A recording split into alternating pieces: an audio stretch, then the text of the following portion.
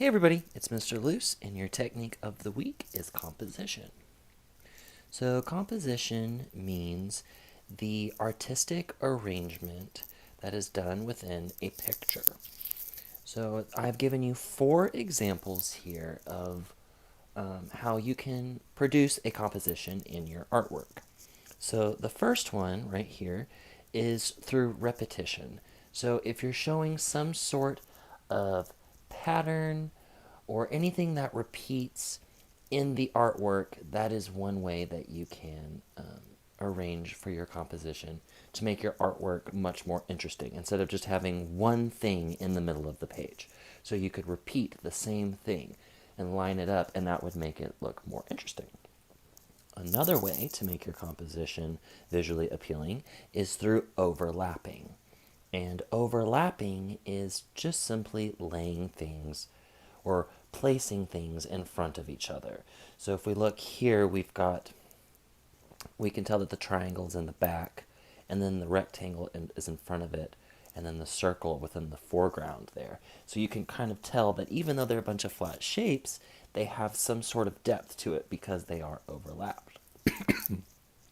If we look here in this composition example, we're messing with the scale, and scale means messing with the size or manipulating the size.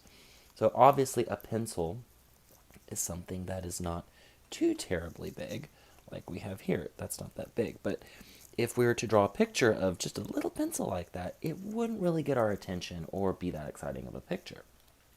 But if we draw it really, really, really big to where it takes up most of the picture, then it makes it look much more interesting and exciting. So playing with the size within your piece of art, making something a lot bigger or extremely small, will kind of help to focus on it.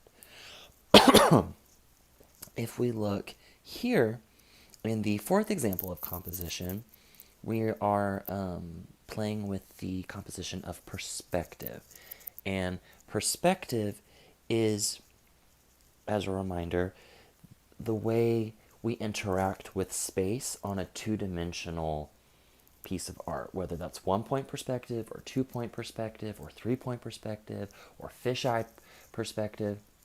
It gives you just a sense of depth. Again, much more like this one, but it's a little bit more realistic instead of just kind of a bunch of things like laying on top of each other. So you can see I used a 1-point perspective, and it looks like a kind of like a stage going to a door. So that also draws your eye and makes it much more interesting for your artwork.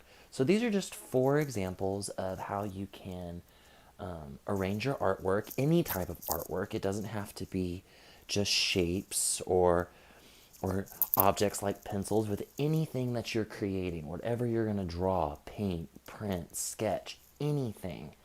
If you really think about the composition of how you're going to make something and the way you're going to lay it out and pay close attention to that, it's going to make your artwork so much stronger.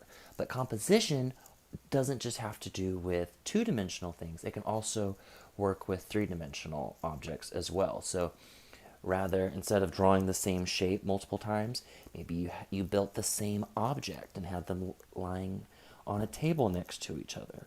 Or maybe you have items that are interacting with each other within a space, either like a still life, or maybe you're messing with the perspective of a room. And then, of course, making very large objects or very small objects. So composition is not just for 2-dimensional art. So I hope this helps you guys, and y'all have a great day.